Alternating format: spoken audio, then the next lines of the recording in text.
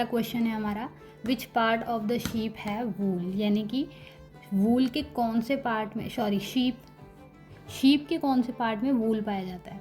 तो fine and soft under hair that grows close to the skin of the sheep है wool, यानी कि जो सॉफ्ट अंडर हेयर होते हैं जो कि वो शीप की स्किन के बहुत ही ज़्यादा नज़दीक उगते हैं, ठीक है, तो उनमें वूल पाई जाती है।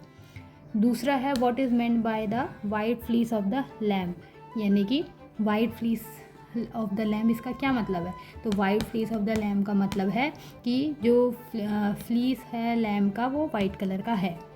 ये आपकी नर्सरी की राइम्स में से दी गई हैं। तो यहाँ पर white fleece of the lamb बोला गया, इसलिए हमने यहाँ पर बताया कि लैम्ब का फ्लीस जो है वो वाइट कलर का है। लेकिन उसके और भी अदर कलर्स हो सकते हैं, जैसे कि ब्लैक, ब्राउन या वाइट, इस तरीके की भी आपको शीप दिख सकती है।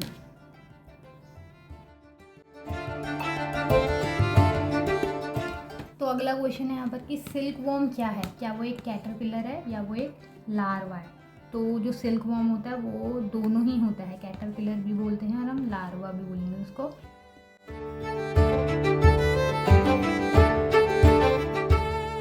तो वही अगला क्वेश्चन था हमारा कि इनमें से क्या, आपको 4 ऑप्शन दिए हुए हैं, याक, कैमल, गोट और वूली डॉग। तो इनमें से क्या वूल यील्ड नहीं करता, यानी कि इनमें से क्या जो है हमें ऊन नहीं देता है। तो याक भी ऊन देता है, कैमल भी देता है, गोट भी देती है, लेकिन वूली डॉग हमें वूल नहीं देता है।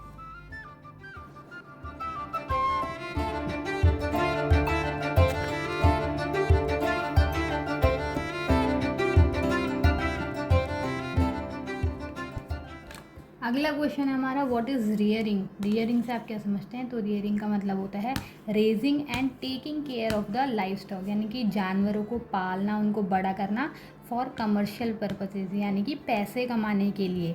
जैसे आप चिकन आप रेज़ कर सकते हैं और पोल्ट्री फार्म्स में रेज़ करते हैं, ठीक है। हनी बीज को रेज़ करते हैं in the apiary, and cows, buffalo, इनको फॉर मिल्क। तो इस तरीके से उसको फिर हम बोलेंगे रियरिंग।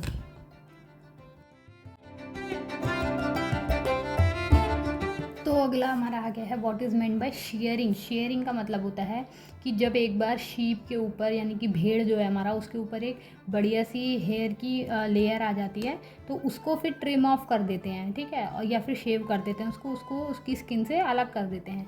तो इसी प्रोसेस को, this process of cutting woollen fleece of the sheep is called sharing, यानी कि इसी प्रोसेस को, उस वूल को शीप से अलग करने को, उससे हटाने को इज कॉल्ड शेयरिंग। तो अपना अगला आ गया है टर्म सेरीकल्चर। सेरीकल्चर का मतलब होता है कि सिल्क वॉर्म का जब हम ब्रीडिंग और उनकी मैनेजमेंट करवाते हैं सिल्क वॉर्म से, किसकी, रेशम के कीड़ों की, for the production of silk, यानी कि रेशम के प्रोडक्शन के लिए, सिल्क के प्रोडक्शन के लिए हम जब सिल्क वॉर्म को ब्रीड और उनका मैनेजमेंट करवाते हैं तो इसको हम सेरीकल्चर कहते हैं। तो यहाँ पर हमें एक सीक्वेंस दी हुई है, कुछ स्टेप्स हैं यहाँ पर, जो कि हमारे जब हम वूल की प्रोसेसिंग करते हैं तब ये स्टेप्स होते हैं। तो आपको इनमें से बताने की क्या स्टेप मिसिंग है। सबसे पहले है shearing, then dash, sorting, dash dash and dash. तो शेयरिंग के बाद हमारा आता है स्कोरिंग, काउरिंग या जो भी आप बोलें इसको। उसके बाद आ जाता है सॉर्टिंग, सॉर्टिंग के बाद आ जाता है फाइबर स्पिनिंग,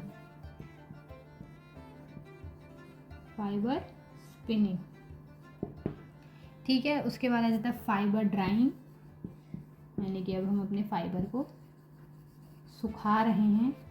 और एट द लास्ट आ जाता है रोलिंग,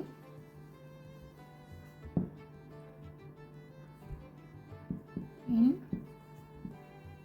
यान, यानी कि अब हम उसके क्या बना देते हैं, यान बना देते हैं। तो इस तरीके से स्टेप्स आते हैं हमारे।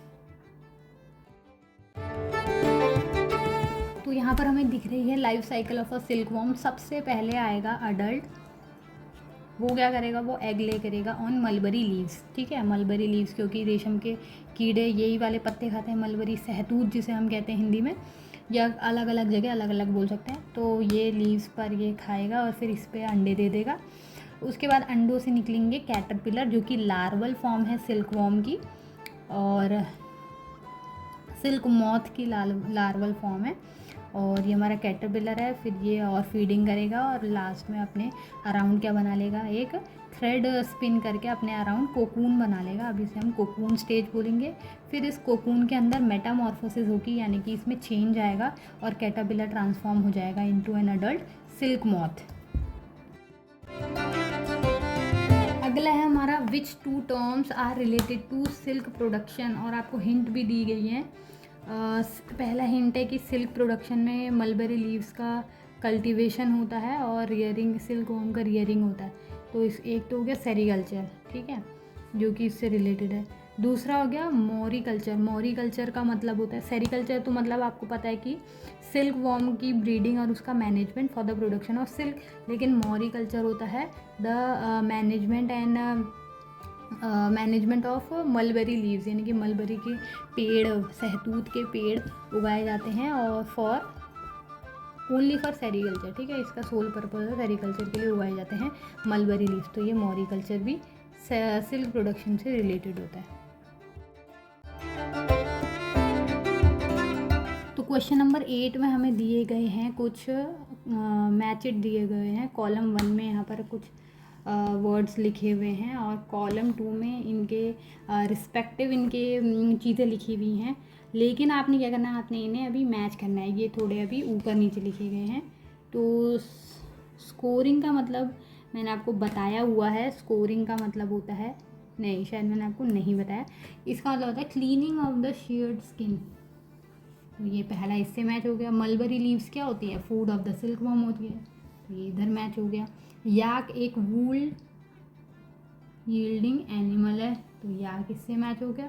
और ककून क्या है, यील्ड सिल्क फाइबर, ककून के ही चारों ओर सिल्क फाइबर होता है, इसलिए इधर मैच हो गया। तो हमारा ऑड वन आउट बच गया, रीलिंग इसका आंसर नहीं है यहाँ पर।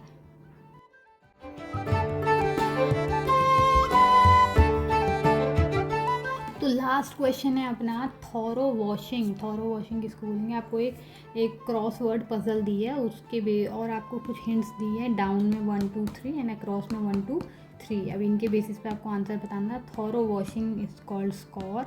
देन एनिमल फाइबर, सिल्क भी हो सकता है, कॉटन सिल्क भी हो सकता है, और आपका दूसरा एनिमल फाइबर हो गया जैसे वूल भी हो सकता है, लेकिन अगर आप वूल लिखेंगे तो वो उस हिसाब से यहाँ सही नहीं बैठेगा आपके क्रॉसवर्ड पजल के अकॉर्डिंग, इसलिए हम सिल्क लिखेंगे यहाँ पर। फिर long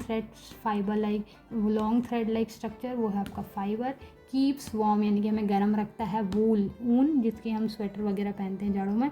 it's leaves are eaten by silkworm, यानी कि इसके जो पत्तियां हैं वो सिल्क वॉर्म खाते हैं, तो वो है mulberry plant, mulberry tree. Hatches from the egg of the silk moth के एग से कैटरपिलर बाहर निकलता है। You put down the phone